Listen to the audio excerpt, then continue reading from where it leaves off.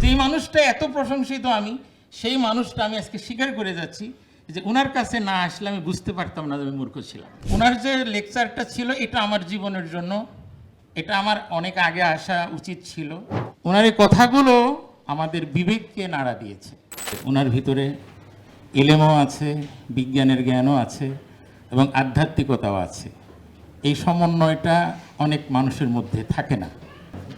বিসমিল্লাহির রহমানির রহিম।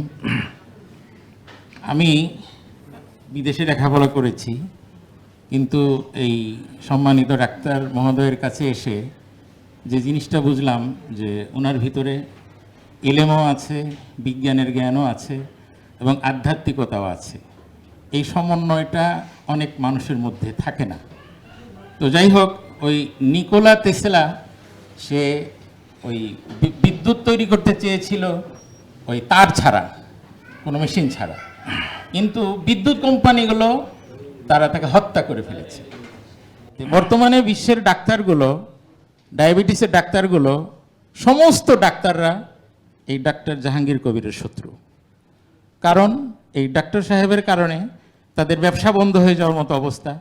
সয়াবিন তেলের কোম্পানিগুলো তার শত্রু, বিভিন্নভাবে তাকে হ্যারেজ করার জন্য চেষ্টা করবে। তো এই জন্য আমি একজন গবেষক মানুষ, বিদেশে লেখাপড়া করেছি, বাংলাদেশ সরকারের লয়ার ছিলাম বিদেশে। তো এখানে আসার পরে আমি অনেক উপলব্ধি হলো আমার, এবং ওনার যে কথাগুলো এটা অমূল্য কথা, এবং আমার ডাক্তার দেখানোর প্রয়োজন নেই। আমি মনে করি ওনার এই কথাগুলো আমাদের বিবেককে নাড়া দিয়েছে। আমরা যদি সত্যিকারেই নিয়মগুলো মেনে চলি, ইসলামের নিয়ম, এবং এখানে পবিত্র কোরআনে আল্লাহ রাব্বুল আলামিন বলেছেন যে আল্লাহ তাআলা আমাদেরকে মৃত্যু দেন, আল্লাহ তাআলা আমাদেরকে জীবিত করেন, তিনি আমাদেরকে হাসান, তিনি আমাদেরকে কাঁদান। কিন্তু অসুস্থর বেলায় আল্লাহ তাআলা বলেছেন ওয়া ইযা মারিজতু ফাহুয়া ইয়াশফিন। আল্লাহ বলেন আমি যখন অসুস্থ হই তখন আল্লাহ তাআলা শিফা দেন।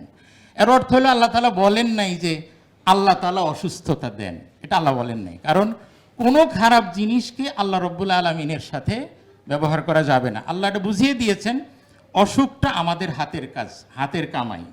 আমরা সঠিকভাবে ইসলামের নিয়ম মানি না, খাবার গ্রহণ সুন্নতিভাবে করি না, ঘুম ইত্যাদি সহ কোনো কিছুই আমরা রাসূলুল্লাহ সাল্লাল্লাহু আলাইহি সাল্লামের প্রদর্শিত নিয়ম মোতাবেক করি না বলেই আমাদের ডায়াবেটিস, আমাদের বিভিন্ন রকম সমস্যাগুলো হয়।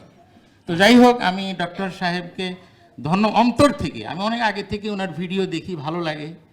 তো যাই হোক, দোয়া করি আল্লাহ তাআলা আমাদের সবাইকে সুস্থ করে দেন। আমিন। আপনারাও আমাদের জন্য দোয়া করবেন। তো আমি আজকে এসেছি ডক্টর সাহেবের কাছে, আমার খুব ভালো লাগলো যে সিরিয়ালে ডাকতেছে, তারপরও আমি শেষ পর্যন্ত রইলাম। এবং আমি আমার লিখিত একটি কিতাব, সিরাতের মুহাম্মদ সাল্লাল্লাহু আলাইহি ওয়াসাল্লাম, আমার অনেকগুলো কিতাব রয়েছে, যে রাসূলুল্লাহ সাল্লাল্লাহু আলাইহি ওয়াসাল্লামের উপর লিখিত সর্বশেষ একটি কিতাব, এবং অত্যন্ত রেফারেন্স সহকারে এই কিতাবটি আমি ডক্টর সাহেবকে আল্লাহর ওয়াস্তে হাদিয়ে দিলাম। আলহামদুলিল্লাহ, আল্লাহ রাব্বুল আলামিন আমিন। এটা হলো মাওলানা মোহাম্মদ আশিক ইলাহি আল মাদানী, আলহামদুলিল্লাহ, ওনার নিজের লিখিত। আলহামদুলিল্লাহ, এটা আমার জন্য অনেক উপকারী হবে। আর আমার তরফ থেকে আপনাকে একটা হাদিয়া, এটা হচ্ছে একটা অর্গানিক হলুদ। আলহামদুলিল্লাহ, অনেক ধন্যবাদ। যাক, আমি বাস্তব কথা, আমি ডাক্তারদের অত কোনো পরামর্শ মানব না। ওনার যে লেকচারটা ছিল এটা আমার জীবনের জন্য, এটা আমার অনেক আগে আসা উচিত ছিল, কিন্তু আজকে এসে আমি অত্যন্ত আলোকিত হয়েছি। এবং আমি এত লেখাপড়া করি, এত গবেষণা করি, তো আমি বিগত যত প্রধানমন্ত্রী, যত প্রেসিডেন্ট, সবাইকে আমি হজ ওমরা করিয়েছি।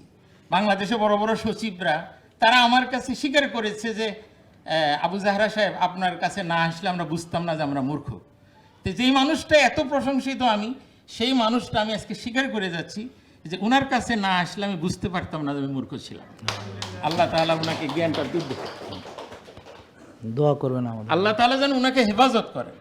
এবং একটা কথা মনে রাখবেন যে উনি যে একটা নতুন ধারা তৈরি করলেন বিশ্বে, এটা একটা চ্যালেঞ্জ।